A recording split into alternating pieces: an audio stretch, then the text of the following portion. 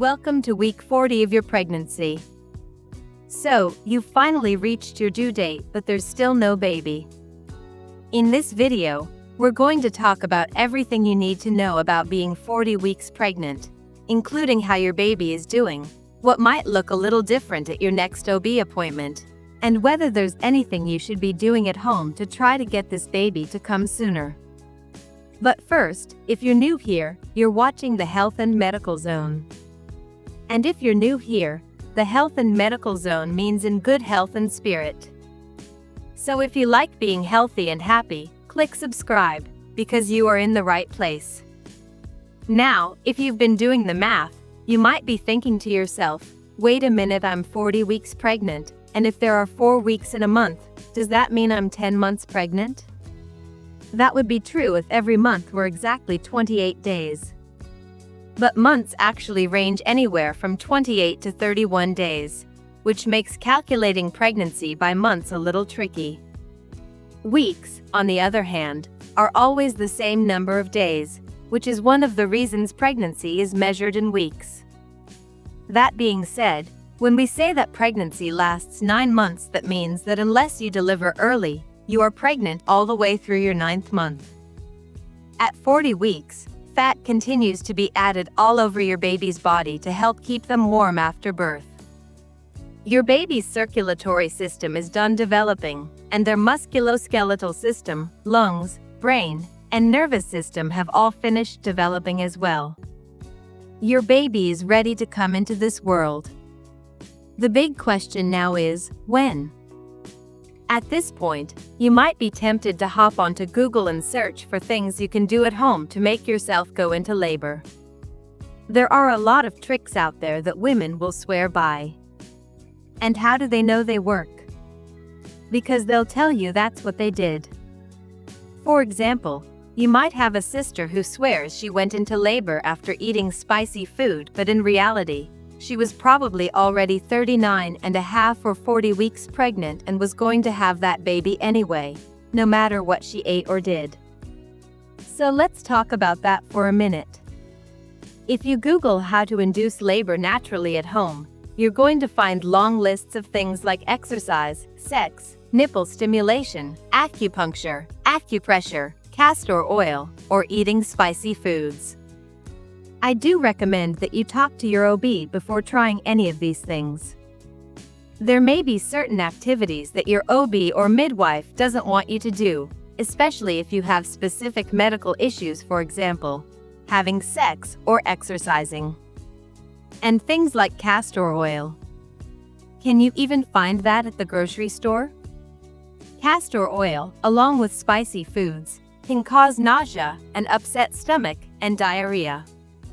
Now, if you normally eat spicy food, it's fine to keep eating spicy food.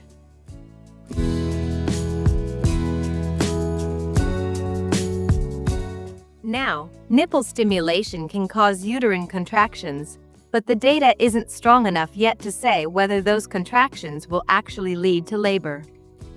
If your sexual partner is male, semen contains prostaglandins that may help your cervix soften or ripen. But again, does that mean it will make you go into labor? So far, studies do not show that it does. One thing we do have some research on is something called membrane stripping, which has been shown to help bring on labor. This is a procedure done in your OB's office or in the hospital by your OB or midwife. Membrane stripping may cause your body to release prostaglandins, which can help soften the cervix and potentially trigger labor.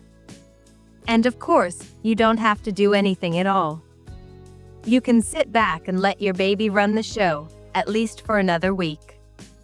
Most OBs and midwives will recommend an elective induction if you haven't delivered by 41 weeks. At this point, studies show that elective induction may help reduce the risk of certain complications, such as macrosomia, which means the baby's head getting very large. Maternal complications like preeclampsia may decrease, your chances of needing a cesarean may decrease, and the risk of stillbirth may also decrease. So talk with your OB about this option, and together you can decide whether an elective induction is appropriate for you at this point or if you'd prefer to wait a little longer. Now that you're 40 weeks, your OB will most likely want to see you twice a week instead of just once. At these appointments, they'll monitor you and your baby a bit more closely. They may check ultrasounds at each visit, and they may also perform something called an NST, or non-stress test, which is simply a way to keep an eye on how the baby is doing.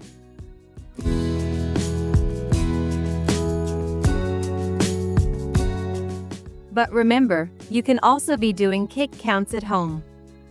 This is something you can do every single day, and it can be very reassuring. Just as a reminder, kick counting means you should feel your baby move 10 times within 2 hours. This doesn't mean the baby has to move 10 times every 2 hours all day long, just once a day. Many times, as you're going about your day, you might think, wow, the baby moved 10 times in 10 minutes, and that's completely normal, too. You can make a note that the baby passed kick counts for the day and feel confident that everything is just fine. But if you've gone through your day and you're thinking, gosh, I really haven't felt the baby move as much, here's what you can do. Get a glass of juice, go lie down, and really focus on how the baby is moving. Remember, the baby should move 10 times within 2 hours. If they don't, give your OB or midwife a call, let them know what's going on, and they can help you decide whether you need to come in to have the baby checked.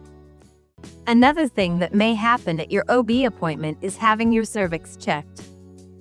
They'll be looking at dilation, cervical effacement, and possibly the station, which tells where the baby is positioned right now.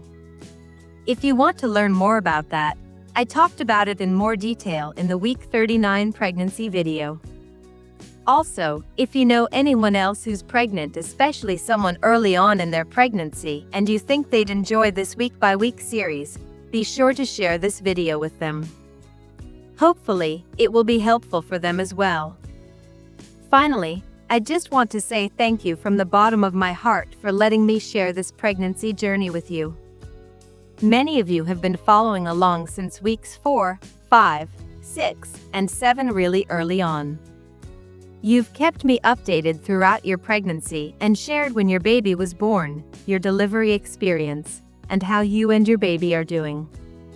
It has truly meant the world to me. So thank you, again, from the bottom of my heart for letting me be a part of this journey. I hope you continue to watch these videos and share them with anyone you'd like. And remember, you can be 1, 2, or even 3 centimeters dilated and not be in labor yet. But when you do go into active labor, your cervix will continue to dilate, with the goal being fully dilated at 10 centimeters. Thank you so much for watching.